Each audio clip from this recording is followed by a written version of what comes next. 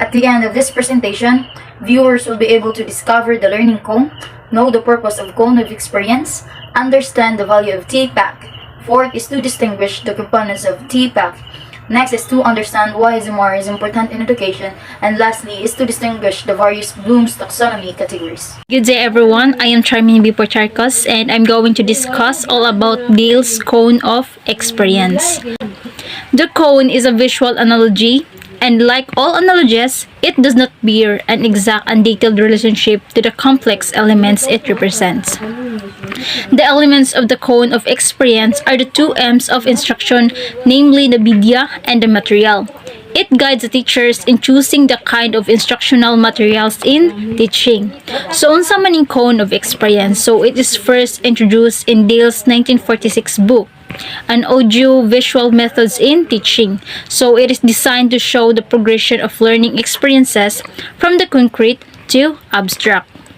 It is a visual model composed of 11 stages starting from the concrete experiences at the bottom cone, and it becomes more and more abstract as it reaches the peak of the cone. Also, according to Dale, the arrangement in the cone is not based its difficulty, but rather based on abstraction. Nani siya 3 levels. So, ang first one is inactive direct experiences na diri na bilong si direct purposeful, si contrive, and si dramatize. And the second level is iconic, muna siyang pictorial experiences na diri na bilong si demonstrations, study trips, exhibits, educational television, si motion pictures, and si recordings, radio, still pictures. And the third level is the symbolic, muna siyang highly abstract. Muna siya ang kanang nadiri na bilong si visual symbols o si verbal symbols. So, let us try to go deeper on each component of the cone, since educational technology basically revolves around the cone of experience by going one by one. So, starting from concrete to abstract, we will understand more different components of the cone that will know the real meaning of the educational technology. So, magsugod ta ni direct purposeful. So, this is the first-hand experiences which serves as the foundation of learning, and in this level, more senses are used in order to build up the knowledge. So, also, in this level, the learner learns by doing the things by him or herself. Learning happens to actual hands-on experiences. This level explains and proves one of the principles in the selections and use of teaching strategies. The more senses there involved in learning, the more the better the learning will be. So this learning also proves that the educational technology is not limited to the modern gadgets and software. So they are commercially available nowadays. This shows that even the single opportunity to each child could help them learn. And the second one is the contrived experiences. So here, we make use of our representative models and mock-ups of reality. So not very edited copies of reality necessary when real experiences cannot be used or are too complicated. And an example niya is conducting election of class and school officers and mock-up of a clock. Then topics under the contrived experiences is games, models, mock-ups, stimulation, specimens, and objectives. So next is dramatized experiences. So muna siyang reconstructed experiences. So can be used to simplify an event or idea to its most important parts. So gi-divide ni siya into two categories. Muna siyang acting role, playing actual participation, or more concrete, and observing, watching a dramatization take place, or more abstract. And ang other forms niya is plays, puppets, pageant, pantomime, and tableau. The next, demonstration. So, a visualized explanation of an important fact. So, idea or process by the use of photographs, drawings, films, displays, guided motions. So, showing how things are done. So, how to make a peanut butter and jelly sandwich, how to play the piano, how to lift a fingerprint. And visualized explanation of an important fact, idea, or process. So the demonstrations are a great mixture of concrete hands-on application and more abstract verbal explanation. Then let's proceed to the study trips. So kaning study trips is the watch people do things in real situation. So nadiri na observe an event that is unavailable in the classroom. So these are excursions, education trips, and visits conducted or observe an event that is unavailable with the classroom. So ang example ani niya is mo ni siyang field study. Good day, mom and classmates. I am Maria B. Pontillas, and I'm going to tackle about some levels of the cone of experience. Exhibit. Exhibit are meaningful displays with limited handling. Kini magpasabot na usahay ang exhibit kay mahimong limitado or restricted para sa observation lamang. Samtang ang ubang klase sa exhibit gidesign para mahimong interactive nga nag-encourage og direct participation sa paggamit sa range of senses sa mga learners.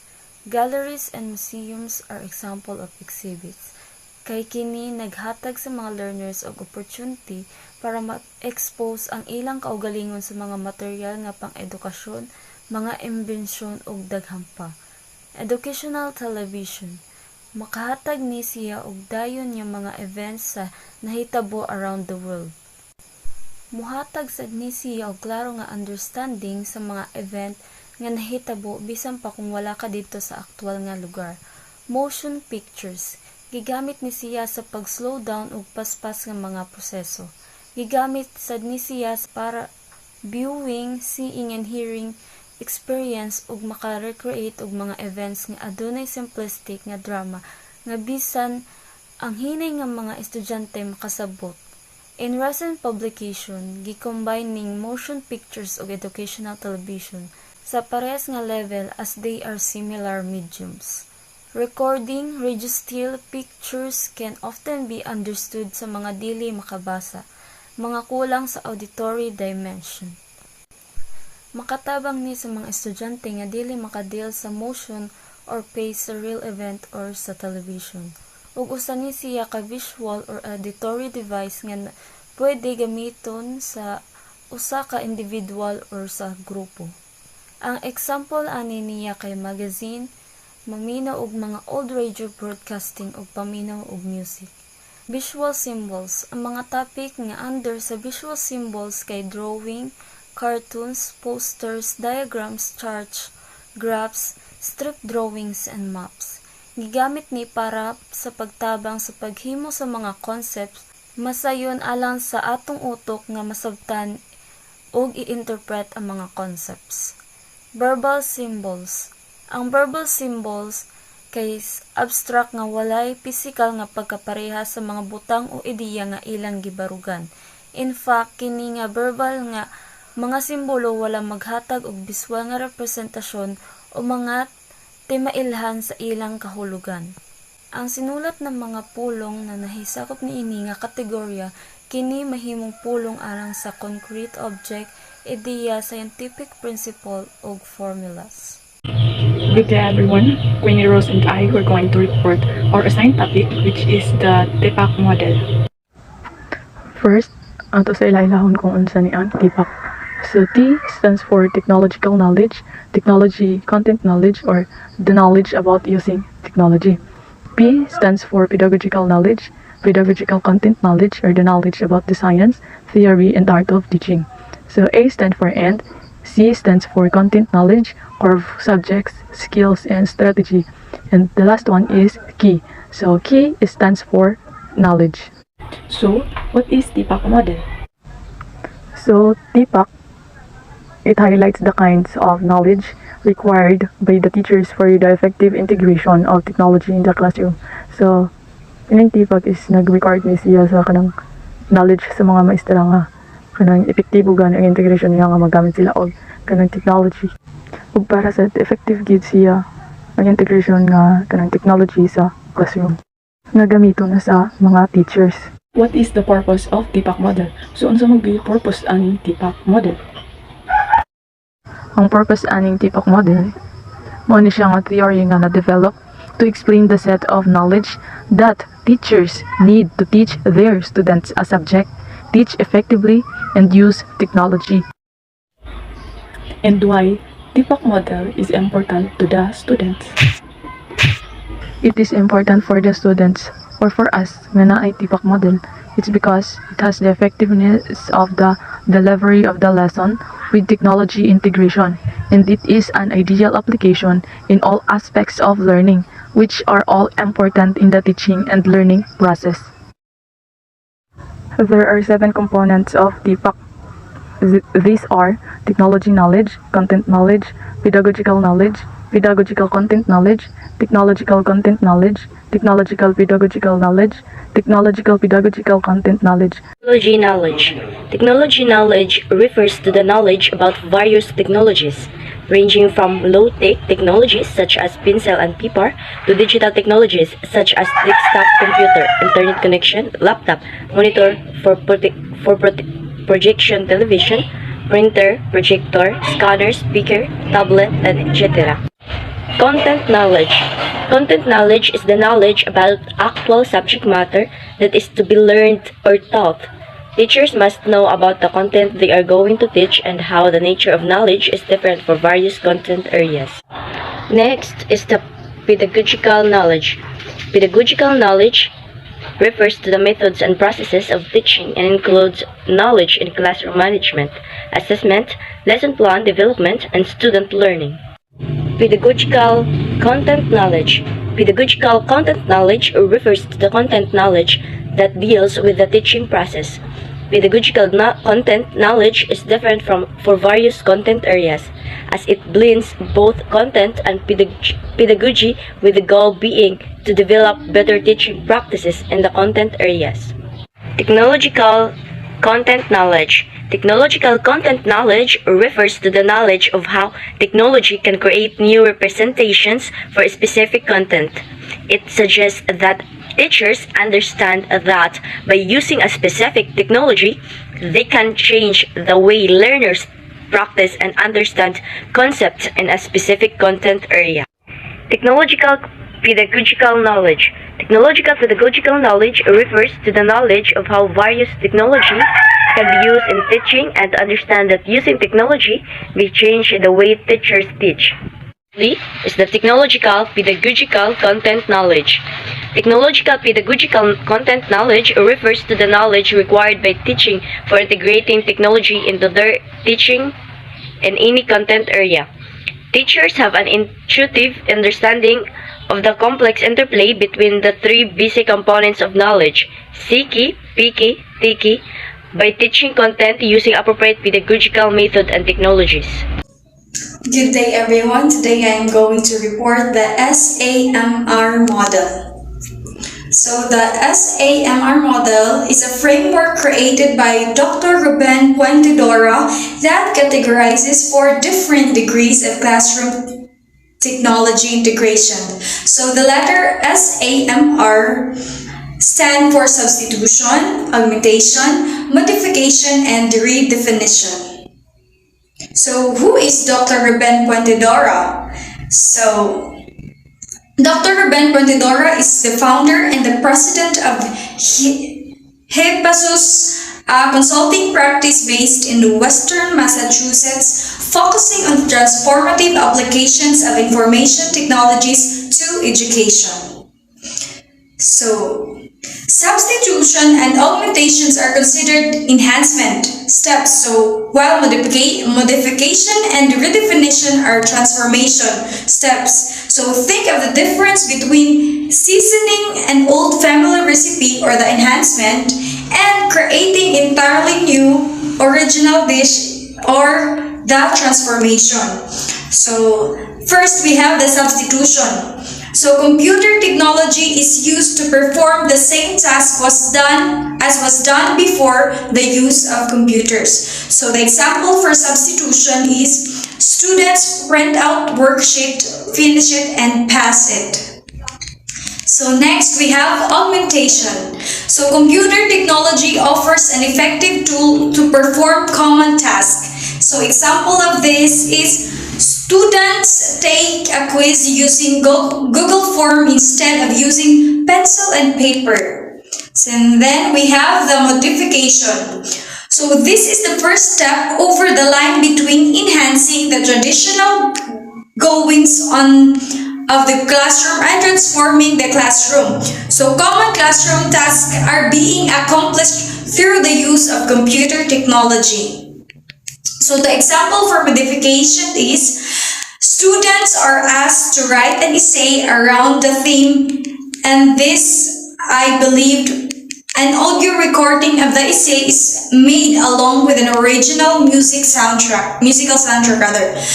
The recording will be played in front of the authentic audience such as parents or college admission counselors.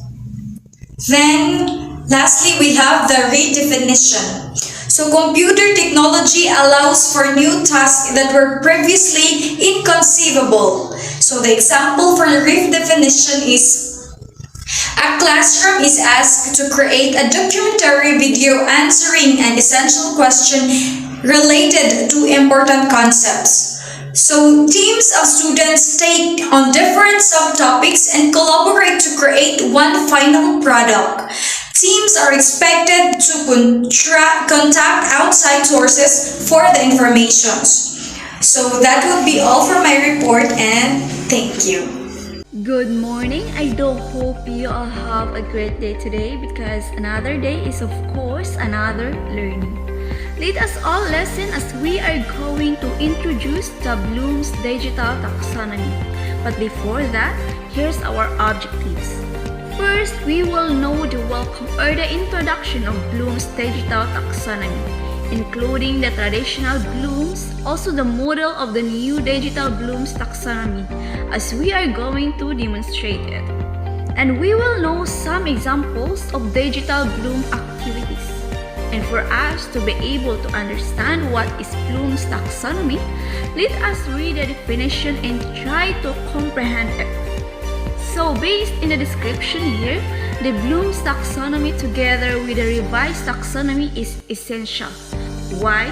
Because it helps educators identify achievable learning goals and develop plans to meet them. Like for example, we are a professional teacher already. So it is significant as we will going to test the learning of our students through giving them an assessment method. First is remembering. This is all about retrieving or recognizing knowledge from memory. Next is the examples of remembering or like digital additions for this taxonomy and for justifications. So we have bullet pointing, highlighting, bookmarking, social networking, and so on. We also have digital activities. We have recitation, quiz or test, flashcards, basic searches, bookmarking, and many more. So next is the word understanding. This refers to constructing meaning from different types of functions or processes from either written or graphical form, like journaling, categorizing, tagging, commenting, and annotating, as well as subscribing is a digital addition of understanding. And these are the following key terms of understanding, namely interpreting, summarizing, inferring, paraphrasing, and so on. And digital activities like summary, collection, explanation, label, and so on. So next of understanding is applying.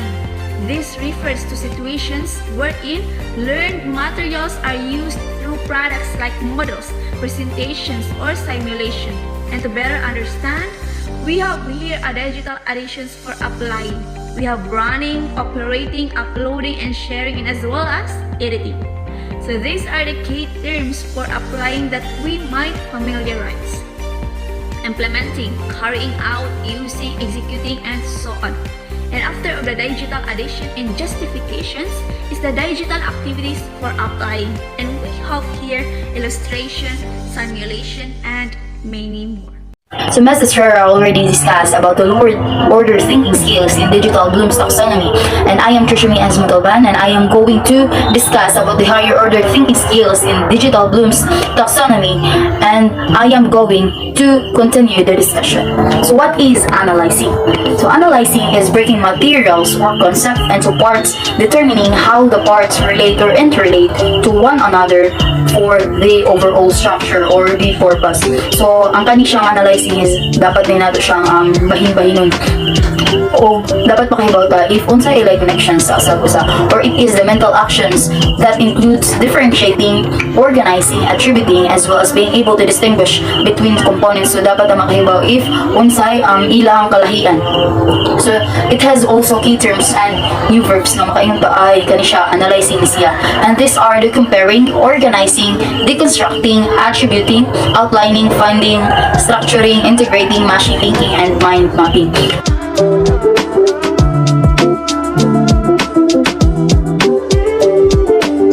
So next is evaluating. So what is evaluating? So evaluating is making judgment based on criteria and standard through checking and critiquing. So dapat if we will evaluate one thing or a person, so we need to follow the criteria and standard in judgments. So it has also key terms and new verbs.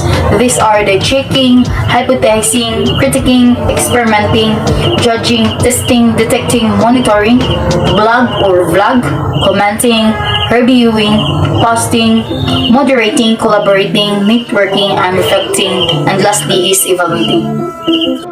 So creating. So creating is the pinaka-high ni Bloom's taxonomy.